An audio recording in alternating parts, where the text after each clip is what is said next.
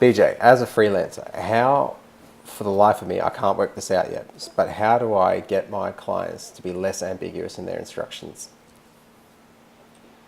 Well, ambiguity in clients has a lot to do with them not having a clear concept of the goals that they want to achieve. Mm-hmm.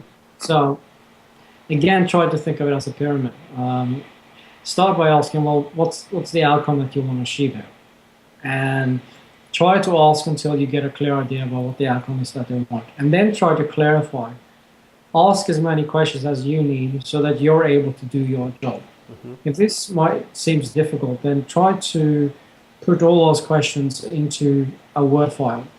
And then as you get more and more clients, go back to the questions and add and reduce. Ideally, you should try to do both. Most freelancers might think, well, you've got to add more and more questions. That might not benefit you, because if you give a client a questionnaire with 10, 15 pages, they might not feel that, they might feel that they're providing too much information. In reality, it might be better for them to just provide a couple of pages. Okay. However, in some instances, it's necessary. So it also depends on the complexity of the assignment. For instance, a complicated software development project might need a whole heap lot of detail. Some freelancers tend to do the mistake of accepting work and starting to do the work before they have a clear idea about what the client wants. And this ultimately results in work that does not meet the client's expectations, which again means that the work has to be redone, or you end up getting bad testimonial in the end, which is not what you want. So if you're looking for clarity, then it has to be clear enough for you to understand it. If you as a freelancer do not understand what the client wants, and you do not get that confirmed from your client, you're setting yourself up for a lot of time wasted in communication. Ideally, you should try to reduce the amount of times you have to go back to the clients.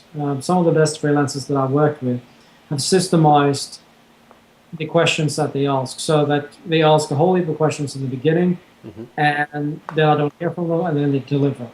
And if what I end up receiving doesn't meet the specifications, then I partly have to go back to my instructions and say, well, did I explain myself clearly enough? And it's also a little bit the freelancer's responsibility to go, well, was I clear enough? Did I ask sufficient questions? Okay. Like with experience. So what you're suggesting is maybe coming up with your own brief to counter the client's brief to get further clarity, and also to kind of reiterate back what the initial request was. Is that right? Yes, and this can also be an opportunity to take the brief to a higher level. So let's say, for instance, that the client comes to you and say, well, I want a website. And you go back and you say, okay, I understand that you want a website. Well, what's the goals? Well, we want to get exposure. Exposure usually means, well, we really want sales, but we don't know how to say it.